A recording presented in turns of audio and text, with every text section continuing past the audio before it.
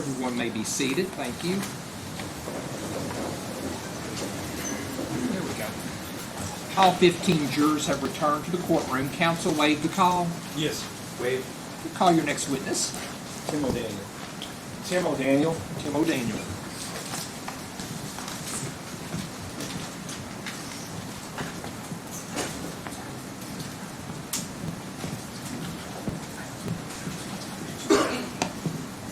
So if you'll raise your right hand for me.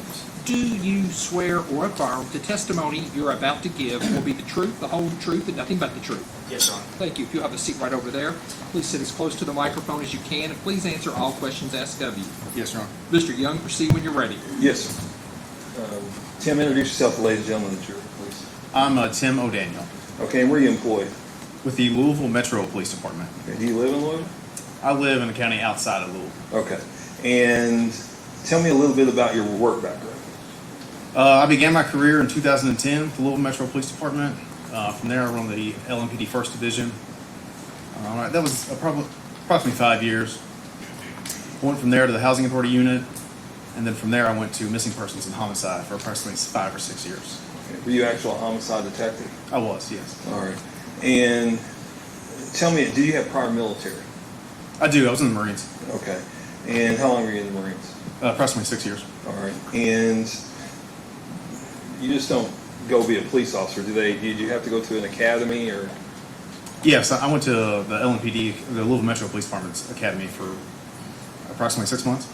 Okay, and do you have any specific training as it relates to cell analysis? Yes, I have over 500 hours of cell training, cell-specific training from the carriers, from the AT&Ts, the T-Mobiles, and Verizons, from tools used for cellular analysis, from academics, and then from other government agencies, the FBI and the Secret Service.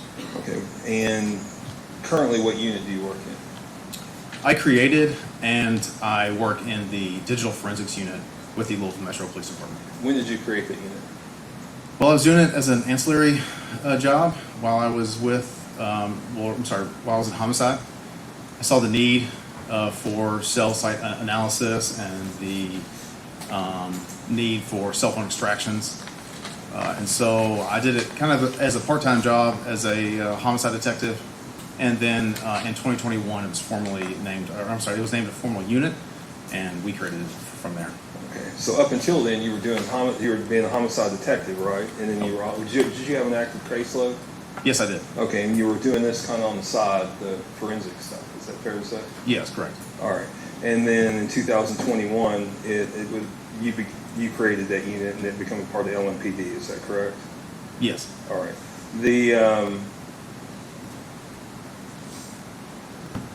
What is cellular analysis?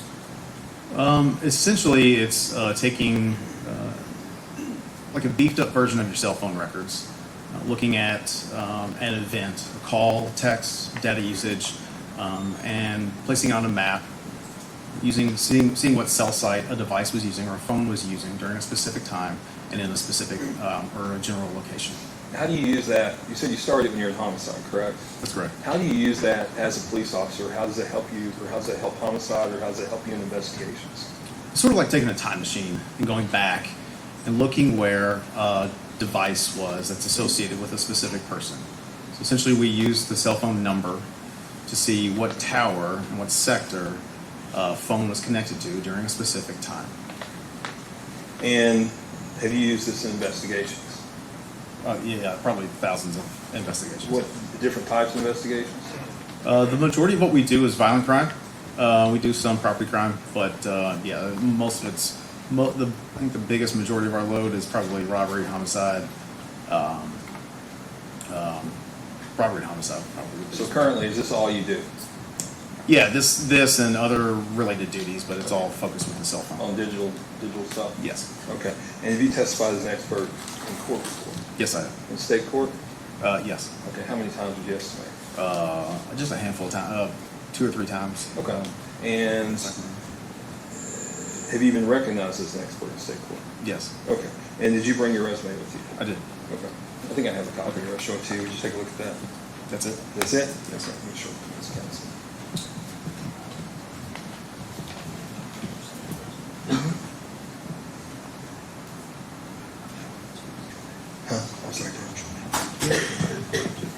Yeah, we can do it now.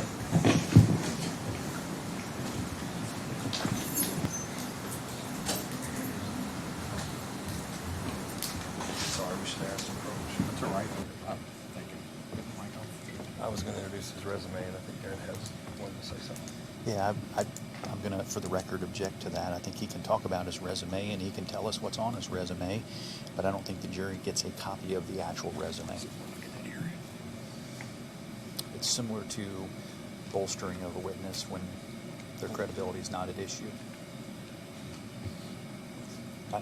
It's different than a regular witness. It's just that he's an expert. I'm just trying to show what training and experience he's had to show And that I'm- he's qualified to do it. And he did. Yeah, I did. He did. And I'm good with that. He laid the appropriate foundation for it, and I'm totally fine with that. But to put his resume in, I don't think is required and/or allowable. I'll sustain the objection. I'll allow you to go through every bar if you want to. No, I don't need to do all that. That's okay. Thank you. Brand. So I'm looking at your resume here, and it's 7 pages, approximately. Yes. Is that correct? Okay, and I'm looking at probably where you've given testimony in 20 cases. Yes. And training-wise, you've been to training since your awards and recognitions go on and on for 3 pages. Is that correct? Yes. Okay. So, do you also look, part of analyzing cell phone data and cell phone records, are they called call detail records? Yes, that's more of the law enforcement term, but it's, yeah, call detail records. Okay. And do you use these records in your job? I think you've already answered that question, but it's on my list, so I'm going to ask you. Yeah, I use these records almost every day. Okay. And what type of records do cell phone carriers keep? So when you press send or call or use a data session on your phone, the record companies will generate that information.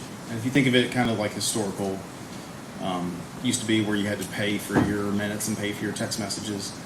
You don't do that really anymore, but that part of the cellular carrier's information is still the same.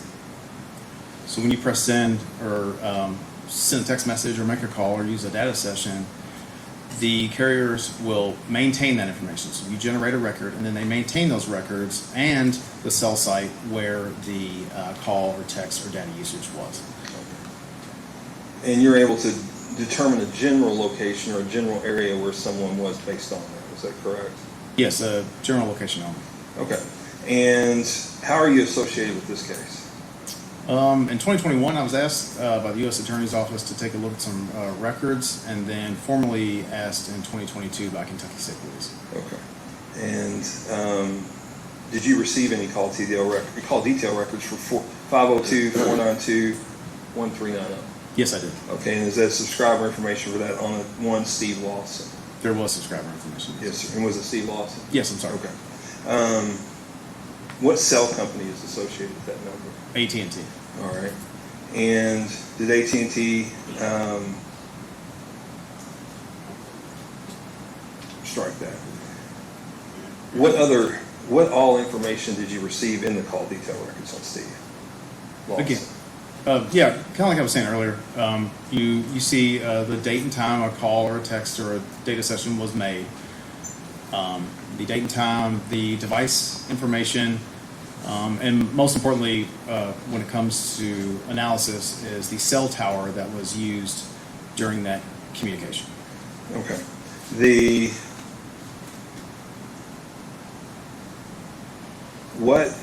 Can you tell the ladies and gentlemen of the jury what factors are used to determine which cell phone tower are used to make or send calls or text messages? Yeah, as your phone is sitting there in your pocket or on the table, or when you, it is creating what's called, it's creating a list of the towers with the clearest and best signal. It's not necessarily the towers that are closest to you, but it is creating a list of those towers. And so when you decide to send a text message or make a call, it knows the tower that has the clearest and best signal. Okay. And did you determine that, make a determination over what towers are being used by that phone number? The phone number we talked about? Yes, yeah. Okay, and did you create a report? Yes, I Okay. created a report based on those call detail records. Okay, do you have that report with you? Yes, I do. Okay, can I see it? Yeah. All right.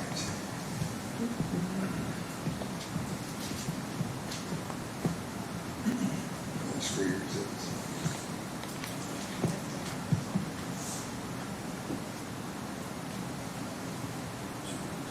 Hold on a second.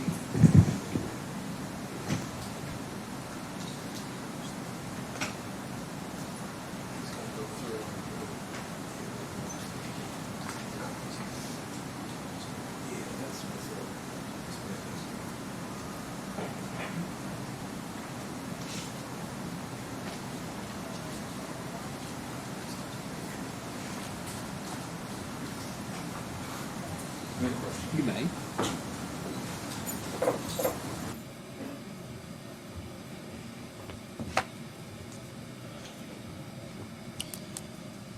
So my understanding is that Mr. Young plans on going through that report with the investigator, which of course I think is completely appropriate for him to go through the report.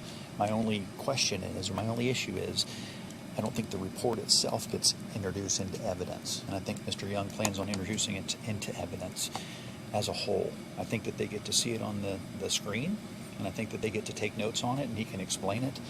But I don't think the entire report comes in. It's like we don't introduce things that we put on the screen unless it's independently admissible. And I don't think the report's independently admissible. The report. Let me see what you got. I'm not Yes, sir. sure. Is it?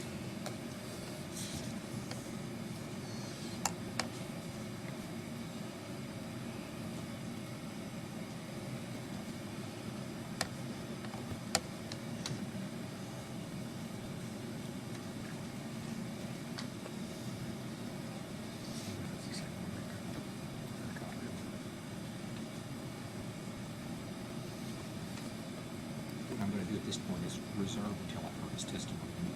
If you present your testimony. To me, this is expert proof that I think would be allowed. It's not a police report. This is graphs and showing explanations of how this is done. But I need to hear the whole testimony before I can determine whether the whole report comes in. Yes, sounds good. Yes, sir. So I'm reserving at this time. Yes, sounds good. Thank you. Tim, did you prepare this report? Yes. Okay, and is it also in a digital format? Yes, it is. Okay, and does it fairly and accurately represent your report? Yes, it does. And did you actually bring the digital copy with you today? I did, yes. Okay, and Judge, I would like to publish that to the jury. On the screen. On the screen. While it's with me, I can put it up on Sure, the- explain it. Yes, I'll allow that. Yes, sir. You can look, if you want to go over this TV, you can talk to that TV like a weatherman. Okay. And they got a TV over there they can look at. Okay. Just stand up, you can sit up.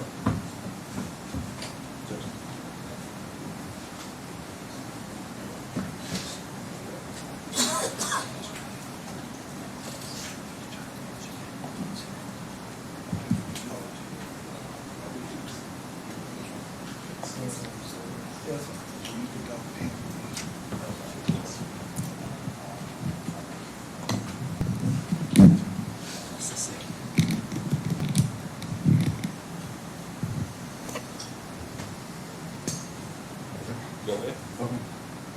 This is a report that I prepared for phone number 502-492-1394. I'm sorry, 1390. It's associated with Mr. Steve Lawson. In 2022, I was requested by Kentucky State Police to assist with the investigation into the disappearance of Crystal Rogers. The investigation identified a possible suspect as being Stephen Lawson, who was determined to be using AT&T cellular phone number 502-492-1390 at the time of the crime. Essentially what we do is kind of like what I was saying earlier. We have a, when you place a call or send a text message or use data sessions, so your apps are using data sessions, your phone generates a list of the tower with the best and clearest signal. Your phone will then choose that tower to make a communication with. So, for example, if we're looking at a cell tower or a cell site, which is what it says here, if your phone chooses this tower, AT&T will log that information of the phone call or the text message or the data session and generate that generate that record and then maintain that record, and then also maintain the cell site that was used. We're able to see, the carriers also will give us the GPS location and of that cell site. So we're able to take that information and look at where a phone, the general area of where a phone was at a specific time based on the location of a cell phone, or a cell site. In addition to providing the cell site, they will also provide what's called the cell sector. So in order to optimize their cell sites and their cell towers, they'll provide 360 degrees of coverage for cell phones, and they'll divide that most of the time into 3 sectors. So in this case, you have sector 1 being 0, sector 2 being 120, and sector 3 being 240. So not only do they give us the cell site location, but they give us the sector that's being used and where that sector faces, or where that antenna faces. The Louisville Metro Police Department alone does hundreds of cases a year for call detail records. So we can do it by hand, but we use a tool that will help us with mapping that information. And what it does is it looks like this. And so here's the cell site location, and then this is the sector that is being used. Now that shaded area is just showing the direction of that sector and not the actual coverage area of that sector. This is an example of the call detail records that were used in this analysis. If you move from left to right, you can see that on 7/4/2015 at 7/12/28, this is a data session. This is in UTC. So when we receive the records, a detective will write a search warrant, or in this time, a subpoena, and we'll get that information back from AT&T. AT&T does hundreds of thousands of these cases a year, so their standard format is the UTC, or Zulu time, or Prime Meridian time. We will convert it into Eastern time, depending on the time of year. It's -4 or -5.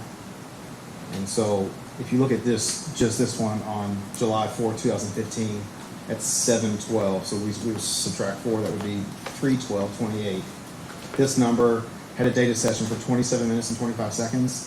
These are the bytes and call information, and then the IMEI and the IMSI.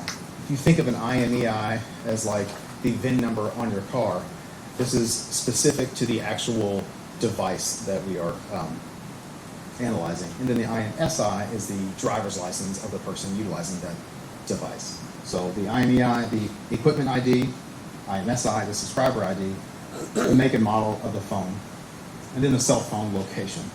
And that's the location area code and the cell ID, the geographical location of the cell site, and then the sector that was used. I got a question. Yes. So you mentioned it was a data session, right? Yes. Is there a difference between a data session and like a text session or a call session? Yeah, so on the data session, this is like an app using something, but on a call session, you'll see, instead of bytes up and bytes down, you'll see calls, you'll see the phone number that was being called or calling the target phone number, and likewise with the text messages. As of June 2015, these are all the AT&T cell sites in the area of Bardstown, Kentucky. As an AT&T subscriber, your phone will only choose AT&T cell sites. And these are the cell sites that were in the area. So I was asked to look at specific dates and specific times in this analysis. This is if we're working from top to bottom and left to right, the historical cell site analysis. That's our target phone number, the 1390, on July 3rd, 2015 at 11:06 p.m. Eastern Time. I was given specific locations important to the case: the 62 South Bar, 143 Sycamore Springs, and then Demery Drive. And this is an incoming call. So this phone associated with Mr. Lawson received a call from 8088. This 8088 number. Again, here's the cell tower and then the direction of the sector. This is the raw data. That's the raw data that allowed you to plot that on the map. Yes. Again, July 3rd, 2015, 11:06 through 11:56. The activity on the phone, what you'll see here is multiple cell antennas, but essentially still using that same cell site and then a cell site down there. So we're at 11:06, 11:50, 11:51, and then 11:53 down there at the bottom. And is Again. that the data that corresponds with Yes. with that? Okay, still for 1390 on July 3rd, 2015, 11:50 to 11:53 outgoing calls. Again, raw data. On July 4th, from 12:01 a.m. to 12:29 a.m., the device is using cell sites. If you're looking at this, you want to go from right to left. It's using cell sites from north to south and right to left. I was given the general area of where the car location was. And does that go back to one?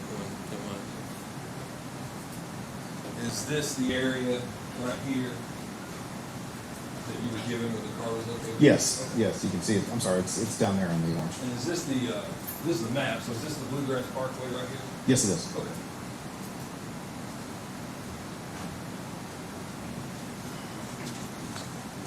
From 12:01 through 12:07, an incoming call from 8088 at 11:06 p.m., and an outgoing call at 12:01 a.m., an incoming call at 12:03 a.m. From 8088, and then an outgoing call at 12:07 to 2789.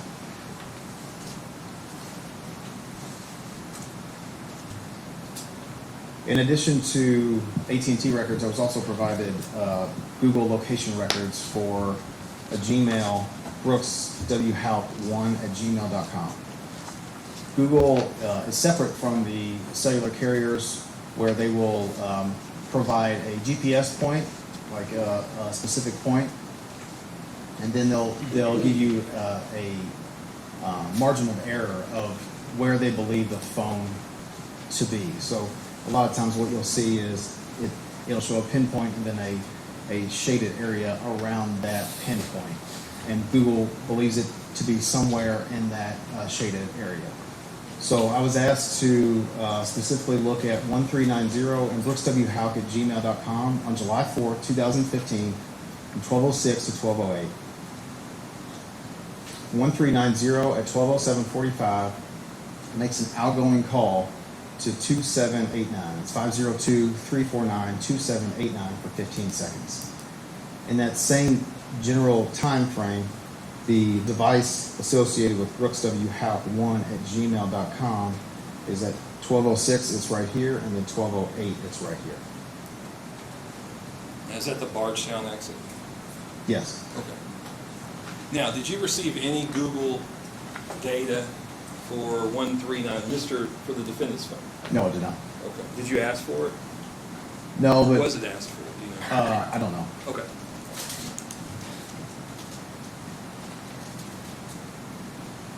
Again, this is a blown-up version of that with a more precise picture of what I was talking about, the pinpointed and the shaded area, which is that margin of error from Google. And again, the 12:07 a.m. outgoing call to, and then the 12:08 data session. So 12:07, 12:08, and then the brookswhoup1@gmail.com in the area of Mile, Kentucky on campground.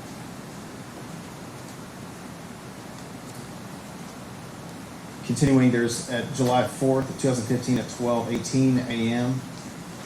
There's a data session in the area of 31 and then the Bluegrass Parkway. And then the device uses cell sites westbound. So, you'll see these aren't typical of what I was just talking about in that wedge shape or that pie shape. These are data sessions from the AT&T records. AT&T did not record the sector that was used during that time. So when that communication was generated, it did not record the sector that was used during that time. So essentially what we can map is it was just using that cell tower, and that's how that's shown there. And so it's 1218. If you're moving from right to left, it's 1218, 1224, 1225, and then 1225 there. And then that's the area of the general area of our car work. Again, the raw data. In order, out of caution, so not only does AT&T maintain those CDRs or those call detail records or those historical cell site location information, they also maintain a national list. So we can look at the antenna that was used during that specific time and where it points. This one, like I said earlier, had a sector of points 0, so points north in this area. So from 1218 to 1225, essentially the same data, except now these sectors are being shown there. And again, 1230 through 1245, moving from west to east and then south to north. And it's tough to see. It's 1225, 41 there, 1229, 1230, 1230, 1231, and again 1231.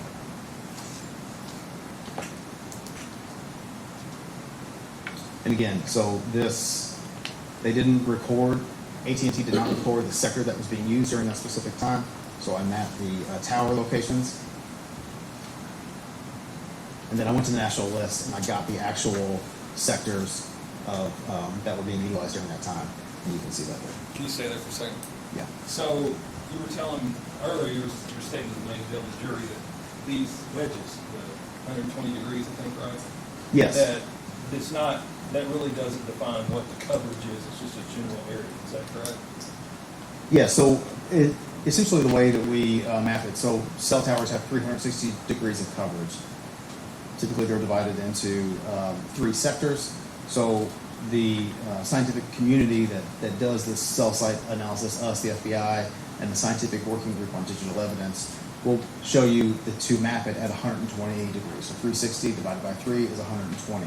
Their cell coverage does not stop at 120 degrees. It could possibly be off to the side, and it could possibly be around. If you think about, if you're sitting in a dark room and you flick a flashlight on, the main focus of that energy, of that light, is going to be down the center, and then as you move your way off to the sides, it's going to be dimmer and dimmer and dimmer. But you are going to still get some light off to the side, off the left and right side, and possibly behind you. So this V here would indicate the main beam, you're saying, correct? Yes. And then, but you can have lead over on the sides. Yes, of course. Okay.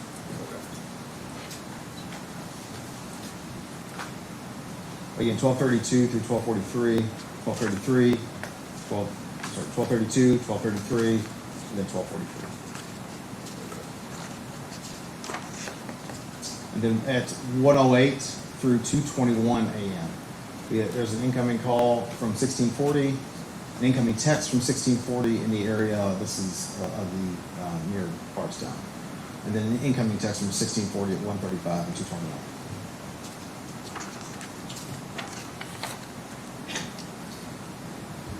I was asked to get further analyze the records through about 10 a.m. that day. So the device associated with 1390 at 3:12 a.m. is in the area of Bardstown, and then begins using cell sites north. At 3:24, there was an incoming text message in the Samuels area, and then I was provided an address of Thompson Hill Road that was significant to the case, and at 524, the device is using a cell tower in the area of Thompson Hill Road. This is a more zoomed in picture of that. Again, Bardstown at 324 in the area of Samuels, and then Thompson Hill Road at 524, the raw data, and then 524 up top, and then 624 and 646 down in the area of Bardstown. And this is just, again, with that that cell site that's being used right there. I went to the national list, and then the incoming text message. And then 6:46 through 8:37 a.m. on July 4th.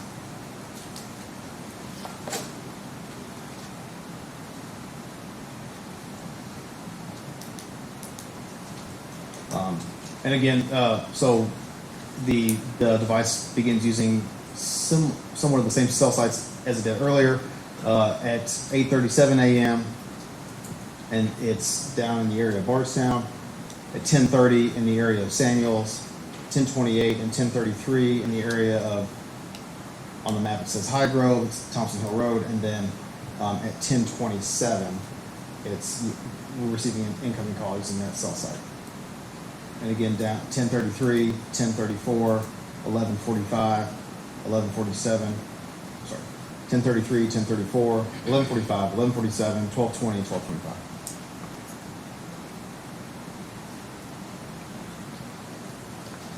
In addition to the actual CDRs, AT&T will provide subscriber information, so the user on the, and this is straight from their records for Mr. Stephen E. Lawson of 143 Sycamore Springs in Bardstown. So, you can go ahead and grab a seat, Tim. I generally want to cover, so what you're telling ladies and gentlemen, the jury is the analysis uncovered the defendant traveling east to west on the Bluegrass Parkway, or near the Bluegrass, in the area of the Bluegrass Parkway. Yes. Is that fair to say? Yeah. Or after midnight, is that correct? Yes. Okay, and then it traveled back in the area, back to Bardstown to the Bluegrass Parkway, that shortly it went down and then come back, is that correct? Yes. And then later that night, the phone had traveled up into the area of Thompson Hill Road, is that correct? Yes, that's correct. Okay, and we talked about you'd been given an interest point of where her car was, is that correct? Yes. Did it appear that the car traveled down that far, generally in the general area, and then back? The car? Not the car, the I'm sorry. phone. Oh, yeah. So you could see that the phone moves from east to west in the area of the Bluegrass Parkway near the car, and then moves from west to east. Any cross? Just very briefly, Your Honor. It wasn't on.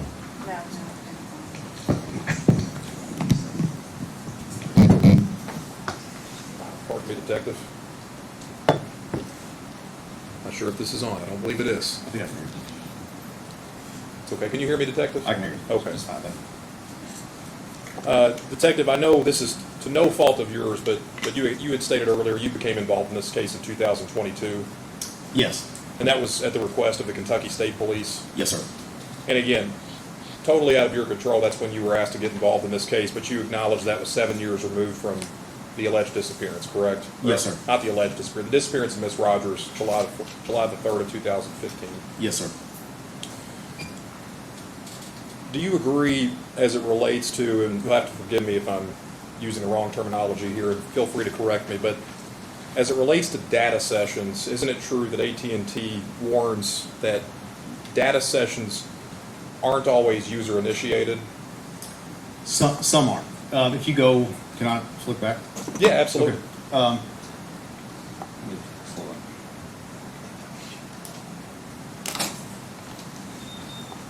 So during this time, I think that's that. So during this time, on data sessions only, and this is from my training and from the FBI's training, that data sessions are the initial cell tower is the most reliable of the data sessions. Yeah, I think that's what you're getting at. Also, what happens when you're on the phone I drove from Louisville today. I'm not still on the cell site. My phone isn't still using a cell site in Louisville. It's using a cell site as I came down 65. What you'll see there are what's called handoffs. Now during this time, these were decisions made by the network, and so they aren't made by the phone, right? So what we do is map and analyze data made by the phone. AT&T has since corrected this information, and now they're more reliable. However, during this time, all that can I get up? You're on. Certainly, I certainly don't mind. All this information here is highlighted just to show that that's what I used, but I didn't use the bottom chart. It was just that initial Okay. data session. And then, from what I understood from your testimony on direct examination, data sessions are more like application-generated activity versus calls and text. Yes, that's correct. Okay. And calls and text obviously would be user-initiated, right? Yes. And just to clarify one point, I believe you alluded to this on direct examination as well, that the tower data, it's not a question of your work in this case as to identifying which towers the phones hit off of, for lack of a better term, but you agree, and I believe you testified to this effect, that the tower, this is not a perfect science in the sense that the phone itself doesn't necessarily connect to the closest tower, but the tower that has the best connection with. Is that accurate? Yeah, let me, if I can explain. Absolutely. Yeah, so this science, and I guess what you're trying to talk about is, no, I can never specifically pinpoint where a device is. What I can say is that in previous cases, I found missing children, I found fugitives, I found guns, I found phones on the sides of highways using this data, using cell phone technology. These are decisions that are made by the phone. Your phone will not always connect to the tower that is closest to you. So if you're sitting in an office building and there is a tower that's a half mile away, but the signal has to fight through two different walls of concrete and rebar, and then there's another tower wide open straight to you that's a mile away, it's most likely going to connect to the tower that's a mile away. Okay. And so it's fair to say then that it's not definitively accurate to say exactly where somebody was based upon their cell phone data. I wouldn't say that. I would say it's again, I can't pinpoint where someone is, but I can say the general area. Okay. Well, that answers my question. I think it's a better way to characterize it. You can't specifically pinpoint somebody's location, but you can ascertain the general area that they might have been in. Yes, sir, that's right. Okay. And that's not based upon the individual, that's based upon their device.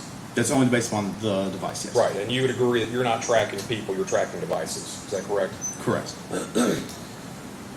I think last thing, Detective, you mentioned earlier on direct examination that you did acquire an extraction of Mr.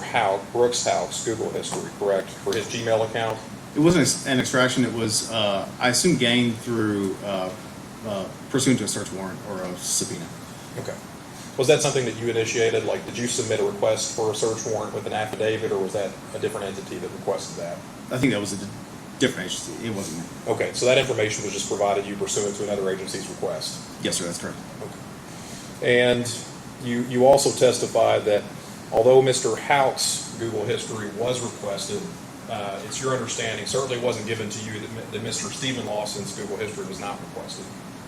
Yes, that's, I don't know if it was requested or not. It wasn't provided to me. However, there is, not all devices are collecting the Google information. You have to be a Google user, right? So using one of Google's apps with the location services turned on. So you can essentially be a Google user and then not have location services turned on, and then that information isn't collected by Google. With that being said, do you know whether Mr. Lawson was a Google user? I don't, no, I don't, I'm sorry. Okay, so you wouldn't be able to answer that question. If in fact Mr. Lawson had been a Google user, do you think that information could have been helpful to you for your investigation, for your portion of your work? Well, yes, I guess if everything aligned where he was a Google user with location services turned on and a search warrant was provided, to Google before anything happened to that data, yes. Okay, certainly helpful for your work as it relates to Brooks South, correct? Yeah, the information used for Brooks South was the Google records, correct? If I could have just a moment, Your Honor. That's all I have, Detective, thank you. Thank you, sir. Any redirect? Just a little bit. So if somebody leaves their phone intentionally in an address, okay, and travels without it, the Google location history track that? No, if someone leaves their phone at an address, Google location will have the phone. If they're a Google user and they have their location services turned on, it will show that the device is at the address. And part of what you took into your analysis was you're familiar with statements that Steve Lawson has made about where he was. Is that correct? Yes, I am. And was that on the Bluegrass Parkway? Yes. Okay. No further questions. Any further recross? No, Your Honor, thank Any you. questions from jurors? Let me see counsel back at the bench for what we had reserved a few minutes ago on the Yes. report.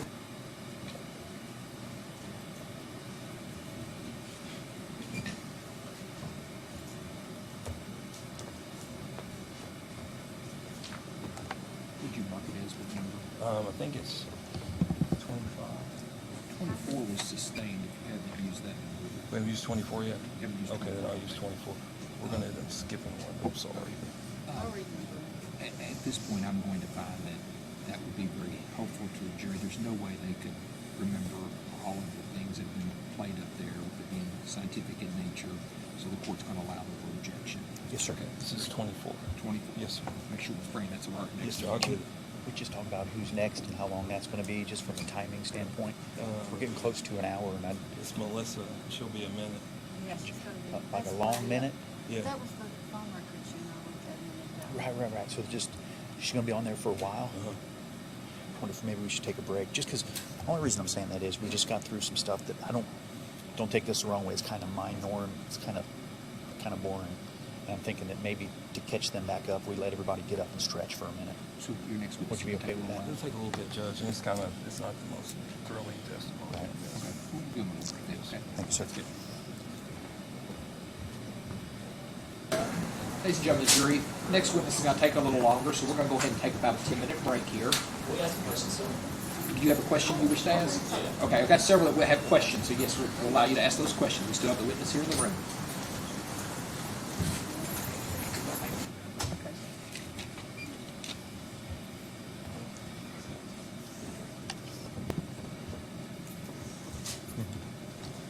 First question is, did we establish the 1290 number traveled to Impala location or not? Impala. Oh, gotcha. I know he's something. So, I think you can answer that. The answer is it's in the general area. Yes. So the answer is going to be, Yes, sir. Impala location? Well, it's their car. Their car. She drove an Impala. Right. So what was the question again? Now that did we establish 1290 number traveled to Impala location or not? Is what the jury wants to know. As long as the response is. I think he answered.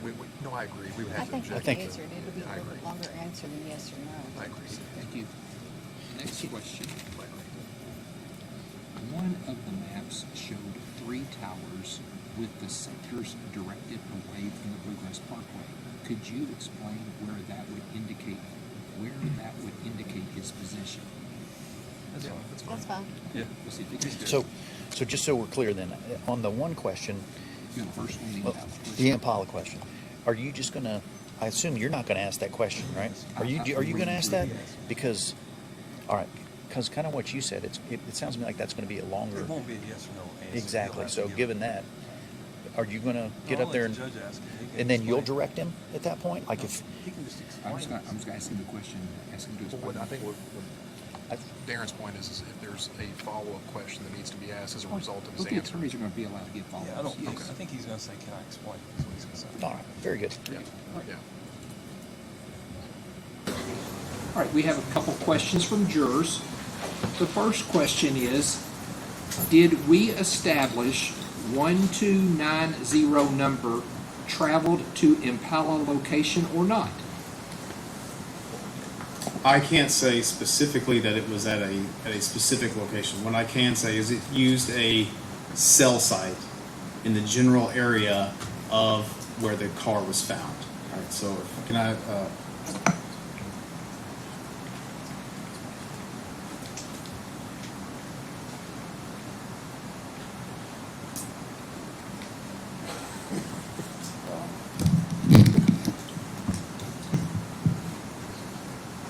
this is the device using those cell towers back. But yes, you can see. Can I sit down? Okay.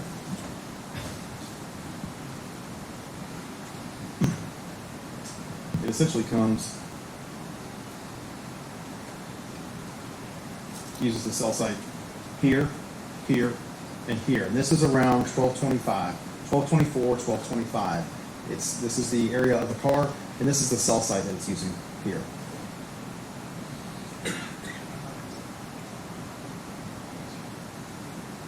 And then again, 1225, 1229, 1230, 1230, and then 1231. So essentially it comes west, then east.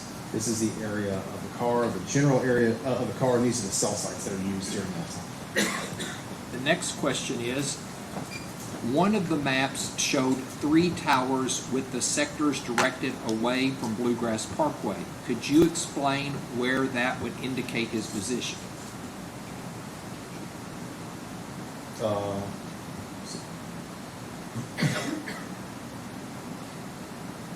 This right here, I think is what they're talking about. So, again, when the records were generated, the AT&T didn't capture the actual sector that was being used. I went to AT&T's national list. So AT&T keeps a list of every cell site they have, the specific location of that cell site, and then the sector that's being used by a certain antenna. When the records say this specific antenna was being used, I looked up which way the antenna pointed. The antenna is, I think, like 350 here, but 0 and 0 here. So, if the cell tower is here and providing 360 degrees of coverage, it's somewhere in this 120, but it could bleed over just a little bit here and then a little bit in the back. This area is very rural and very hilly, and so a lot of times, or sometimes, cell sites or radio frequency will bounce off hills because it can't go through it.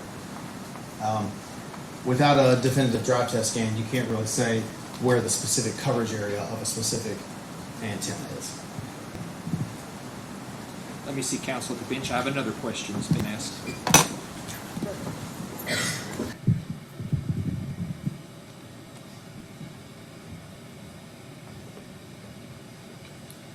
Is there any objection to this question? Only a vehicle can travel that fast, right? So only a vehicle explains the change of location, not a human walking, for example. Not a question. Yeah, it's an observation that he can bring up or she can bring up when they're deliberating. I'll sustain the objection on this, but it's really not a question, it's more of a statement. Okay, Fran. Good. All right. That question will be inadmissible. Any other questions from jurors? Any redirect? I do, just a couple. Tim, come on down here. So I'm just asking you if it's possible, okay? Based on, even though these are pointed north, and you said this is hilly and that we're dealing with radio frequencies, right? Yes. So if you have a hilly terrain, the radio frequencies don't go through the hills, they'll sometimes curve around them. Is that correct? Yes, yeah, and they'll refract and go different ways in situations like downtown Louisville with buildings. Okay. So is it possible that the person was on the Bluegrass Parkway? It could be possible. Yes. Okay. All right. And this is several miles in between here and here, right? Yes. All right. You're not saying someone's walking this way, correct? No, I mean, I think, but if you're looking at time and over distance, you would be almost impossible to walk. Okay. Okay. But the person could drive it then? Yes. Okay. No further questions. Any recross? No, Your Honor. Thank you. Anything else from jurors? Any other questions? All right. Tell you what, at this point, we're going to take a break. Let's see, it's 1:51. We'll start back in about 15 minutes. The same admonitions are in place. Do not discuss this case among yourselves. Do not let anybody discuss this case with you. If anybody intends to discuss it, I need you to bring that to my attention. You're not to finally make up your mind until you've heard all the evidence, receive the court's instructions, and consider what your fellow jurors have to say about the case. You may go with debate.